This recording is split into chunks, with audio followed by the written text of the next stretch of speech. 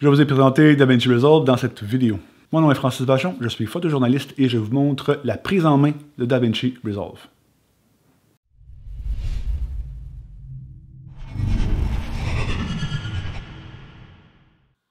La première chose à faire sera de trouver un endroit où mettre tous vos projets de manière permanente. Alors, j'ai créé un répertoire DaVinci et chaque nouveau projet a un répertoire. Également, vous allez créer un répertoire, je l'ai nommé Assets, donc ce sont vos éléments que vous réutilisez dans plusieurs vidéos. Par exemple, si vous êtes familier avec les vidéos que je crée, vous avez déjà vu cette vidéo-ci. Alors comme ça, elle est dans un dossier bien précis et je peux aller la chercher pour chaque projet. Lorsque vous allez ouvrir DaVinci, vous allez avoir quelque chose qui ressemble à ceci. Évidemment, vous n'aurez pas encore de projet d'archiver. C'est là qu'ils vont se mettre. Vous allez créer une base de données, probablement qu'il va vous le demander par défaut lorsque vous ouvrez le logiciel pour la première fois.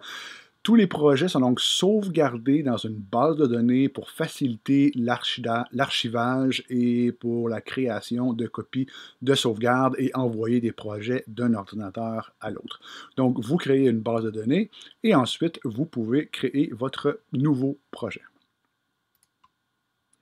Alors ici, je vais l'appeler démonstration, tout simplement, démonstration DaVinci. On a ici une fenêtre qui peut être intimidante, mais je vais vous guider pas à pas. On va voir le minimum pour la première fois et je ferai éventuellement d'autres vidéos pour vous aider à aller un petit peu plus loin. Il est possible que votre fenêtre ne ressemble pas à ça. C'est qu'on peut cacher et montrer des éléments pour avoir un espace de travail plus important. Alors, à chaque fois que je vais utiliser un panneau, je vais vous montrer exactement à quoi il sert. Première des choses que vous allez devoir faire la première fois que vous utilisez DaVinci est d'aller dans le menu DaVinci et ensuite Préférences. Dans le deuxième élément, Media Storage, vous allez dire où se trouve le répertoire que vous avez créé à l'étape précédente. Donc tout à l'heure, j'avais créé tous mes fichiers, tous mes dossiers, tous mes projets sont dans un répertoire qui se trouve dans Volume Archive 4 DaVinci. Vous faites donc Ajouter. J'ai également des projets qui sont dans Archive 3 et j'ai un autre DaVinci juste ici. Donc, je fais Open et voilà, mes éléments sont ici. Une fois que c'est fait, on fait Sauvegarde et voilà. Et en passant, lors de l'installation, peut-être que vous avez le choix d'installer la langue française ou peut-être qu'elle est disponible dans les options, dans les préférences à quelque part, mais je vous recommande fortement d'utiliser la version anglophone parce que tous les tutoriels que vous allez trouver utilisent la version anglophone et ça va être beaucoup plus difficile pour vous de faire la traduction, d'essayer de trouver quel élément en anglais veut dire quoi en français. Donc, je vous recommande fortement d'utiliser la version anglophone si jamais il y a une version française qui existe. Je ne sais même pas si c'est le cas.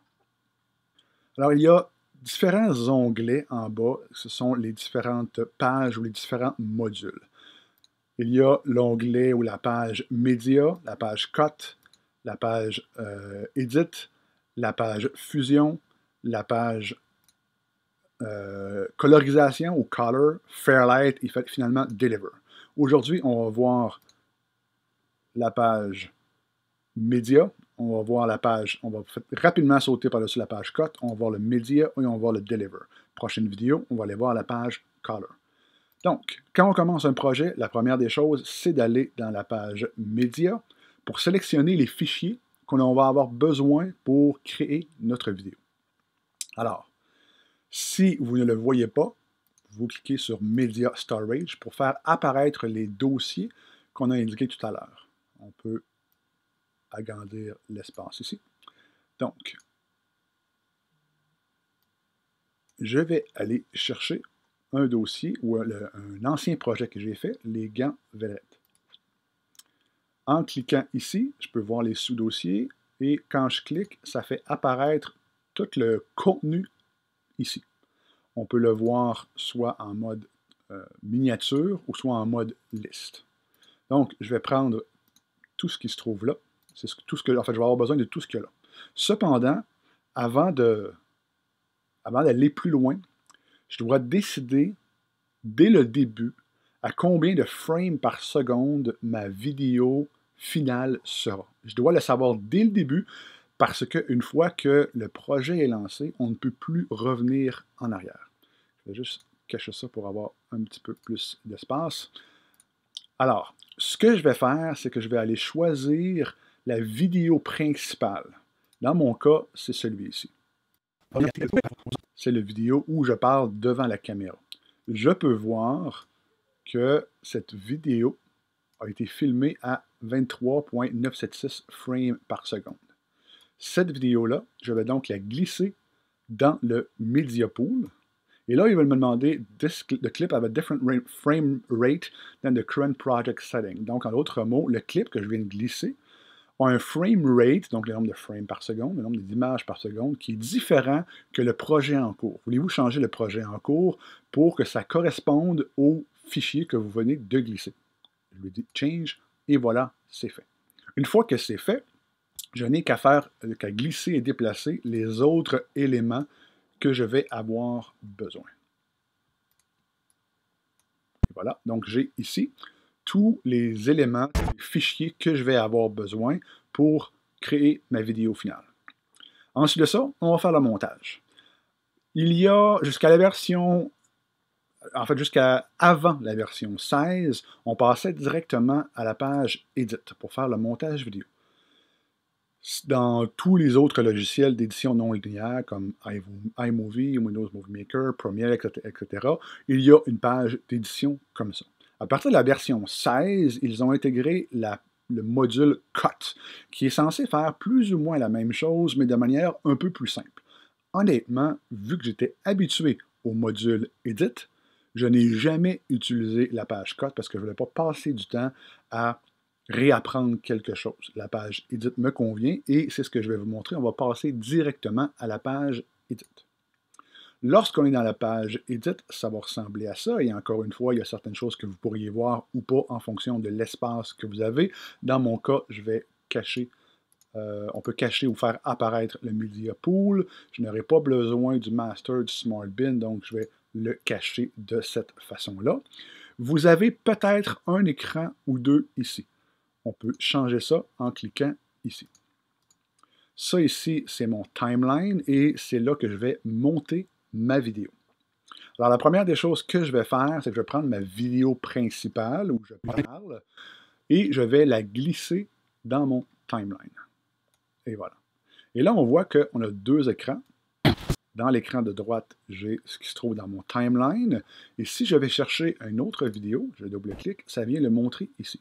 Donc ça, c'est mon écran source qui correspond à ça ici, où je peux voir quelles sont mes vidéos, décider quels médias je vais vouloir insérer sur ma timeline, alors que l'écran qu'il y a ici, c'est vraiment le projet que je suis en train de monter.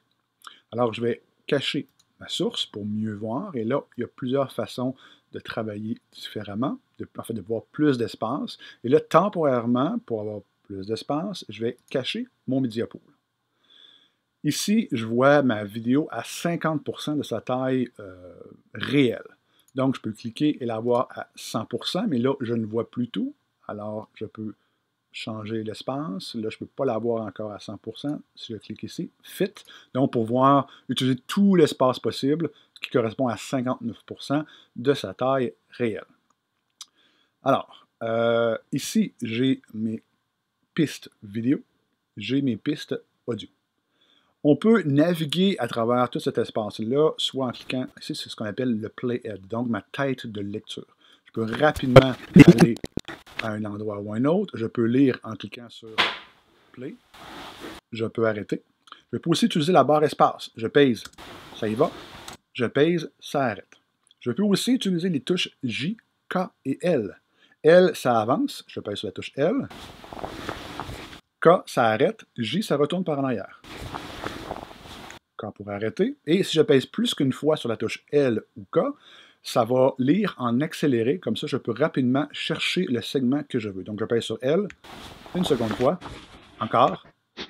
Encore. Et je pèse sur K pour arrêter. Je peux voir plus ou moins de ma vidéo ou de ma timeline en utilisant le zoom qui se trouve ici.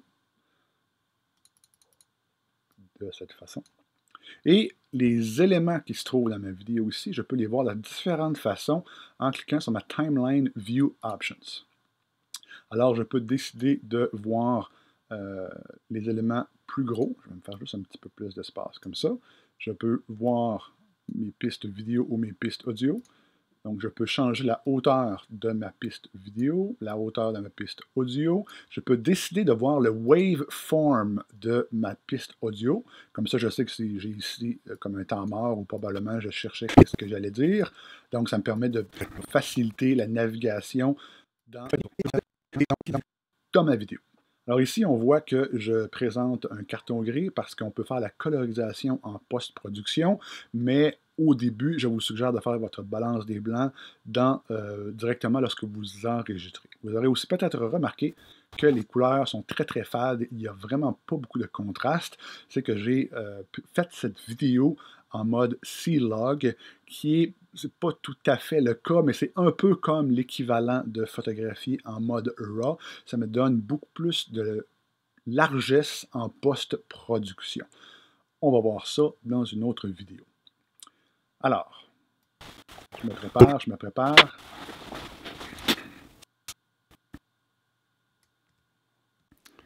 Je l'ai déjà dit dans une précédente capsule, les gants pour photographes sont généralement faits par des compagnies américaines qui ne connaissent pas vraiment les grands hivers canadiens et donc ça ne vaut pas vraiment la peine de les acheter. Là, je reprenais ma pensée et j'ai terminé ce premier segment ici. C'est ce qui a attiré mon attention lorsque la compagnie Valorette m'a approché pour tester leurs gants. Alors, la première des choses que je vais faire, c'est que je vais couper le bout silencieux. En fait, je vais commencer ici. Parce que je l'ai déjà dit dans... Voilà, pèse sur pause. Juste ici. Et là, ce que je vais faire, c'est utiliser mon outil Blade, ou la touche de raccourci B. Alors, je vais couper juste ici. Et là, vu que mon playhead se trouve juste ici, lorsque j'approche, il va couper à l'endroit où le playhead se trouve. Donc, je clique, et là, j'ai créé deux fichiers. Je vais faire une nouvelle coupe ici. Une coupe ici.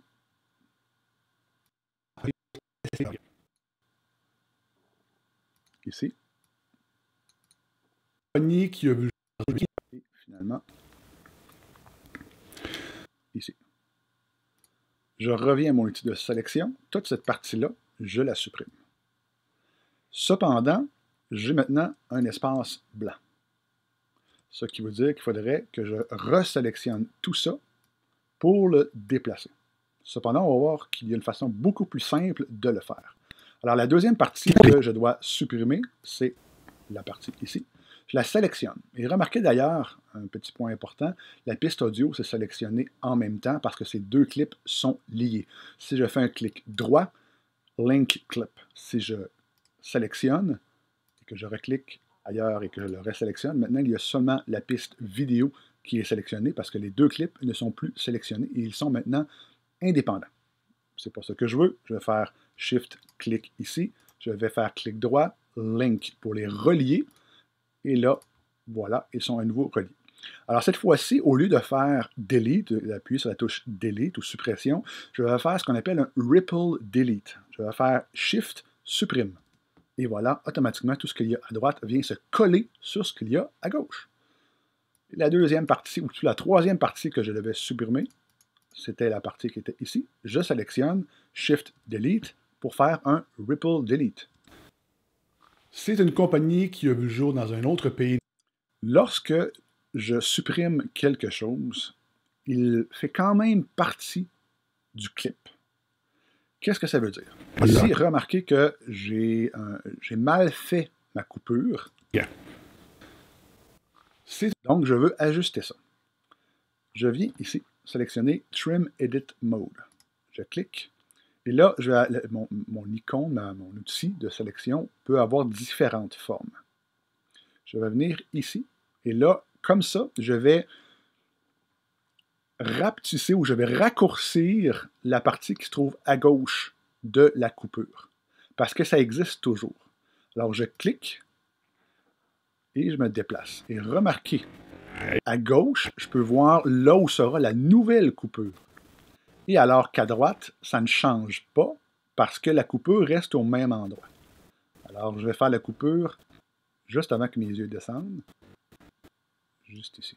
Et je vais ajuster aussi à droite de la coupure. Je clique et je viens le déplacer jusqu'à ce que j'arrive juste ici.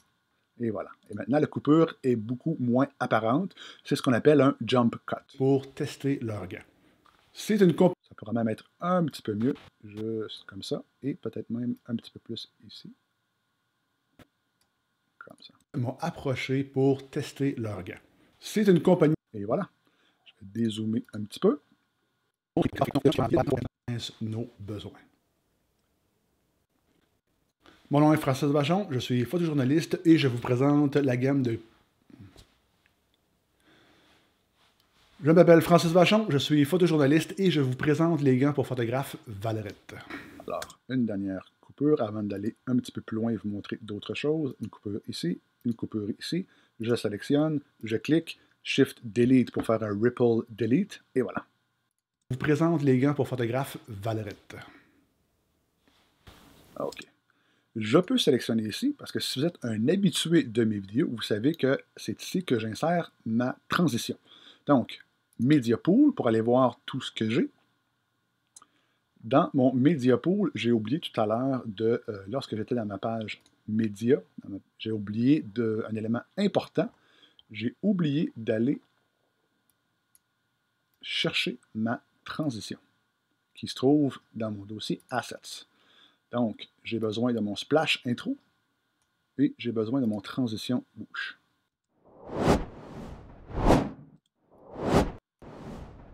Ils sont ici. Je peux retourner dans ma page Edit. Et là, je vais aller chercher mon splash intro. Je les glisse et je viens le mettre ici. Et là, remarquez comme il vient se coller aux différents endroits. Ça, c'est parce que j'ai mon outil Snapping, qui est activé. Si je le désélectionne, maintenant, il ne collera plus à mes différents éléments. Et là, c'est là qu'il faut faire attention parce que je peux, sans faire par exprès, déplacer des choses comme ça. Alors, des fois, on en a besoin, des fois pas. Ici, je vais l'activer parce que je veux qu'il vienne snapper au bon endroit.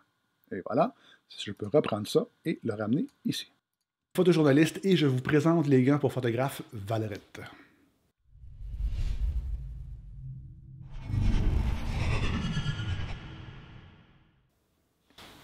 Évidemment, je ne vous ferai pas le montage de tout le vidéo, mais je vais voir comment on peut insérer d'autres éléments, comme par exemple des plans B.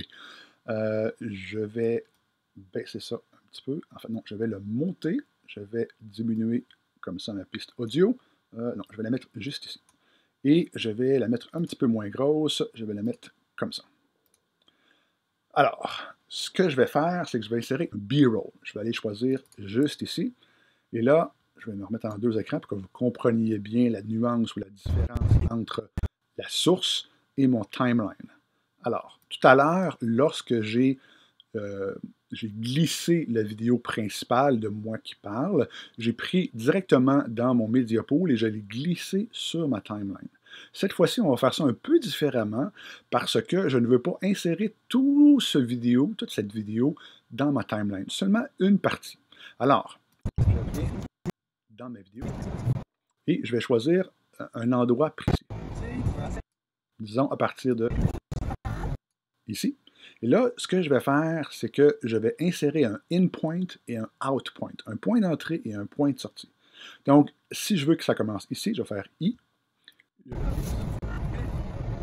Et je vais faire un out ici. Et là, disons que je veux l'insérer ici. Donc, on voit que mon in point et mon out point sont bien là. Donc, je prends le fichier, je le glisse et le déplace, un drag and drop, et je viens le mettre ici. Et là, ça va snapper parce que mon outil de snapping est activé et je dépose. Hiver canadien. Et donc, ça va. Et là, vous voyez le problème. J'ai deux tracks audio, j'ai deux pistes audio et je ne veux pas entendre le son qu'il y avait lorsque j'ai filmé dans ma voiture. Alors, je veux supprimer la piste audio. Si je clique, oups, problème, la piste vidéo a été sélectionnée. Donc, on a vu que si je faisais un clic droit, link clip, je clique à l'extérieur, je reviens chercher la piste audio, je peux la supprimer. Mais il y a une façon plus simple de faire cela. Admettons que je veux insérer un autre bout de cette piste-là. En fait, non, je vais insérer une autre vidéo, tiens. Je vais aller insérer... c'était quelle vidéo que je voulais insérer? C'était celui-ci. Et tout ce que j'ai dit tout à l'heure pour aller chercher le bon bout est valable. Donc, je peux utiliser ma barre d'espacement, comme ceci. Je peux utiliser les touches J, K, L. K pour arrêter. Et J pour aller en arrière. Alors, disons que je veux commencer juste ici. Comme ça, je fais un in point, un out point. Et là, au lieu de le glisser, déplacer directement, je vais venir ici et remarquer. Je peux glisser seulement la piste vidéo ou la piste audio. Donc, je prends la piste vidéo et je la glisse ici. Et voilà, maintenant, je n'ai que grands hivers canadiens. Et donc, ça ne vaut pas vraiment la peine de les acheter. C'est ce qui a attiré mon attention lorsque la compagnie... Un autre petit truc que je vais vous montrer, je vais retourner dans mon Timeline View Option et je vais le remettre en mode comme ça. Je vais cacher mon Media Pool parce que je n'en ai plus besoin pour l'instant. Et remarquez que maintenant, j'ai 3 pistes. Bon, ce n'est pas encore beaucoup, mais éventuellement, je peux en avoir plusieurs. Et ça peut être pratique de renommer le nom des pistes pour que ce soit plus facile d'y naviguer. Alors, vidéo 1, je pourrais par exemple l'appeler piste Talking Head. C'est moi qui parle devant la caméra. Et vidéo 2, ça pourrait être plan B principal. Je vais, juste pour le principe de vous montrer quelque chose, utiliser une musique.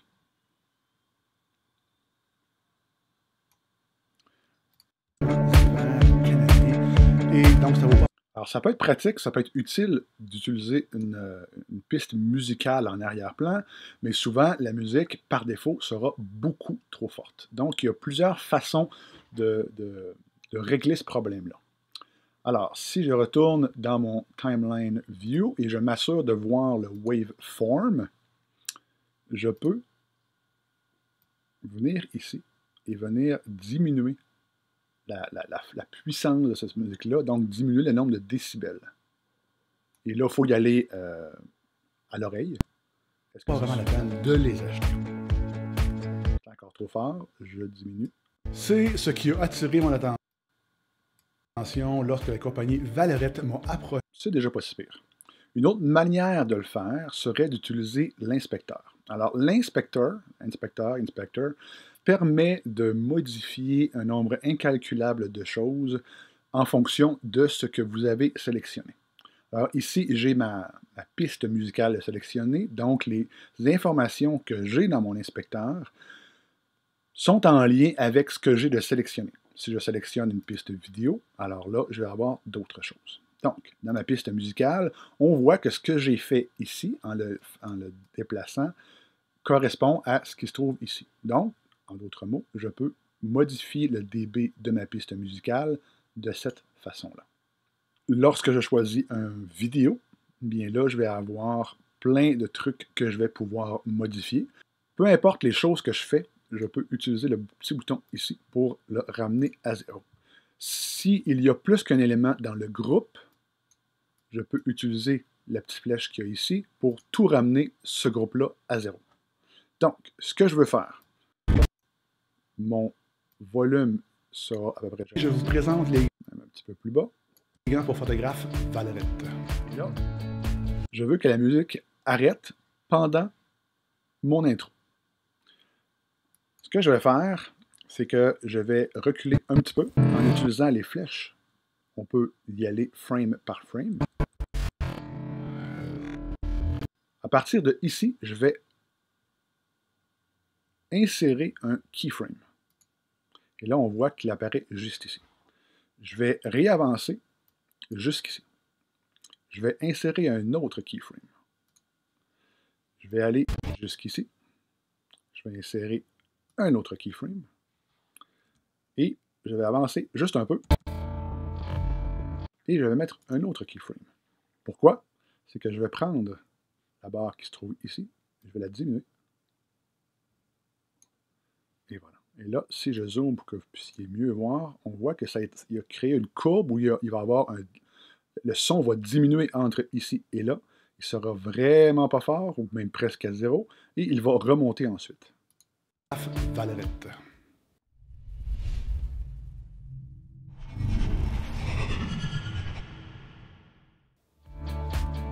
Lorsqu'on a à travailler avec plusieurs audios, éventuellement, on veut pouvoir en mettre sous silence pour mieux comprendre ce qu'on fait. Alors, dans ma piste audio, A1, A2, A1 étant l'audio de moi qui parle et de mon splash intro ici, et l'audio 2 étant le MP3, on peut cliquer sur M pour muter une piste. Je suis photojournaliste et je vous... Alors là, les deux sont mutés, je n'entends plus rien. Je peux aussi cliquer sur S pour solo. Donc, fais jouer seulement cette piste-là. Valerette. Oh, il l'a pas pris. Voilà. Évidemment, ici, ça ne change pas grand-chose puisque j'ai seulement 2 pistes, mais lorsqu'on a 10 pistes audio, ce qui est possible dans un projet important, faire solo pour entendre seulement une piste avec seulement un clic, ça peut être très utile. Un autre élément aussi important, c'est que pour être sûr de ne pas faire d'erreur et de ne pas modifier ou déplacer quelque chose sans avoir fait par exprès, on peut utiliser le bouton barré ici.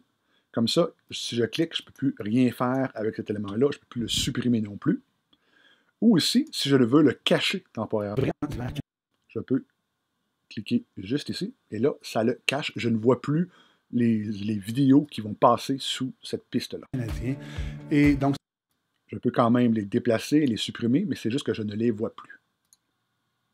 Je clique sur celle-ci pour aller enlever les zooms que j'ai faits parce que je veux vous montrer un autre élément. Je veux vous montrer les différentes transitions que l'on peut utiliser. Donc, si vous ne le voyez pas, cliquez sur Effect Library pour faire apparaître plein de trucs ici. Et on va cliquer sur Video Transition. Alors, pour les utiliser, vous allez simplement choisir une transition quelconque. Vous allez faire un clic et glisse et l'amener juste à la transition entre les deux. Et donc, ça ne vaut pas vraiment la peine. Et voilà. Donc, vous voyez qu'il y en a plusieurs. Essayez-les. Je ne vous les montrerai pas tous. Essayez-les pour voir lesquels qui peut convenir à votre projet. Une autre chose que vous pouvez utiliser, ce sont les titres. Toujours dans Effect Library, Toolbox, Title. Alors, il y en a plusieurs. Je ne les vous montrerai pas tous. Je vais simplement vous montrer comment les utiliser. On va utiliser le titre, celui-ci, Title Draw Corner 2 Lines.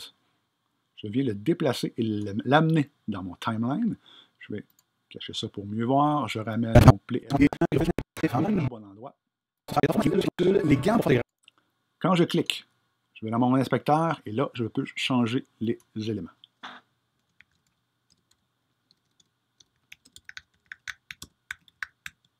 Donc, Top Text, Font. Donc, je peux changer la police d'écriture de l'élément supérieur. Ensuite, je peux changer en gras, en italique, etc. Ensuite, je peux changer la grosseur du texte, etc. Donc, tous mes contrôles sont là. Je peux changer la couleur. Et le bottom text, donc le texte du bas.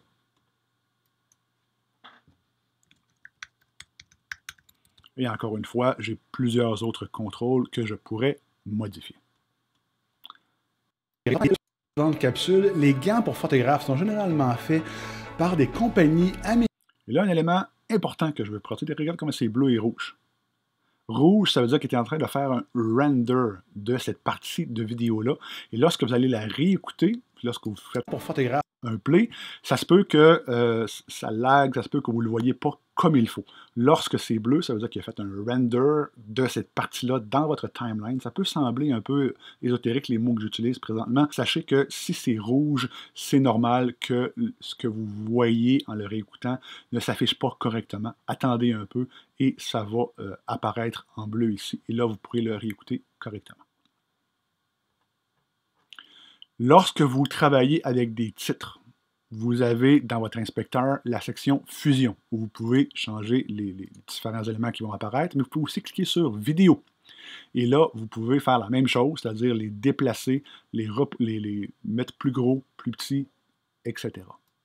Donc, si je voulais le mettre dans le coin, plutôt qu'en plein milieu, je pourrais le faire comme ceci. Dans la capsule, les gants pour photographes sont généralement faits. Il y a un certain nombre de choses que vous pouvez faire dans DaVinci pour que les choses s'affichent plus rapidement et qu'il aille moins à travailler. D'abord, lorsque vous êtes dans votre section Médias, si vous sélectionnez tous les éléments et que vous faites un clic droit, vous pouvez sélectionner Generate Optimized Media. Donc, il va travailler pendant un certain temps et il va, comme ça, créer ces fichiers-là en cache pour qu'il puisse les afficher plus rapidement lorsque vous aurez à travailler. Donc, ça va prendre plus ou moins longtemps. Peut-être qu'à ce moment-là, vous allez devoir attendre et aller faire d'autres choses, mais une fois que ça va être fait, ça va travailler plus rapidement. Une autre chose que vous pouvez faire lorsque vous êtes en train d'éditer. Si vous allez dans Playback, vous allez aller choisir l'option Use Optimized Media if available. Donc, les Optimized Media que vous venez juste de créer, vous lui dites oui, utilise-les si elles sont disponibles. Ensuite, une autre chose que vous pouvez faire dans Proxy Mode, s'il est à Off, ça veut dire qu'il vous montre le fichier tel qu'il est à pleine résolution. Vous pouvez choisir Alpha Resolution ou Quarter, donc le quart de la résolution. Et là, ça va être moins beau, peut-être que vous le voyez même sur YouTube, je ne sais pas à quel point il va avoir un niveau de compression, mais vous devriez voir qu'il est moins beau ici. Mais on fait par des compagnies américaines. Donc, ce n'est pas grave, ce n'est pas le résultat final, c'est juste pour vous, dans votre espace de travail, il va être moins joli, mais ça va accélérer votre travail d'édition. Je vais le remettre à Off, et voilà la différence. L'étape suivante, en théorie, serait la colorisation qu'on vient faire ici. Je vais vous la montrer dans une prochaine vidéo.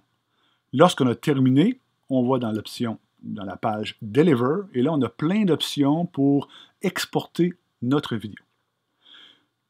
Lorsque vous commencez, je vous suggère fortement d'utiliser les presets. Donc ici, je vais faire un YouTube à 1080p, format QuickTime. Donc je laisse tout cela.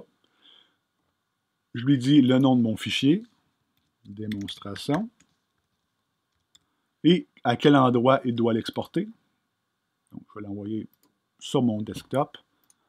Et je dois l'envoyer dans le render queue, donc dans la queue de rendition. Et là, il est ici. Donc, je peux avoir plusieurs jobs. Donc, je peux demander l'exportation dans plusieurs types différents au besoin. Et là, je fais Start Render. Et là, il commence son exportation. Ça devrait me prendre environ 5 à 7 minutes. On voit le pourcentage.